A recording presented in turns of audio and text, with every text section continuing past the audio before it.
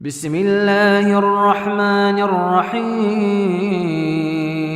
والذاريات ذروا فالحاملات وقرا فالجاريات يسرا فالمقسمات أمرا إنما توعدون لصادق وإن الدين لواقع والسماء ذات الحبك إنكم لفي قول مختلف يؤفك عنه من أفك قتل الخراصون الذين هم في غمرة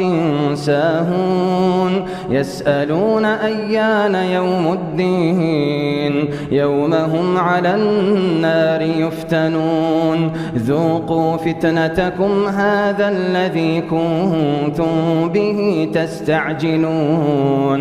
إن المتقين في جنات وعيون آخذين ما آتاهم ربهم إنهم كانوا قبل ذلك محسنين كانوا قليلا من الليل ما يهجعون وبالأسحار هم يستغفرون وفي أموالهم حق للسائل والمحروم وفي الأرض آيات للموقنين وفي أنفسكم أفلا تبصرون وفي السماء رزقكم وما توعدون فورب السماء والأرض إنه لحق مثل ما أنكم تنطقون هل أتاك حديث ضيف إبراهيم المكرمين إذ دخلوا عليه فقالوا سلاما قال سلام قوم منكرون فراغ إلى أهله فجاء بعجل سمين فقربه إليهم قال ألا تأكلون فأوجس منهم خيفة قالوا لا تخف وبشروه بغلام عليم فأقبلت امرأته في صرة فصكت وجهها وقالت عجوز عقيم قالوا كذلك قال ربك إنه هو الحكيم العليم قال فما خطبكم أيها المرسلون قالوا إنا أرسلنا إلى قوم مجرمين لنرسل عليهم حجارة من طين مسومة عند ربك للمسرفين فأخرجنا من كان فيها من المؤمنين فما وجدنا فيها غير بيت من المسلمين وتركنا فيها آية للذين يخافون العذاب الأليم وفي موسى إذ أرسلناه إلى فرعون بسلطان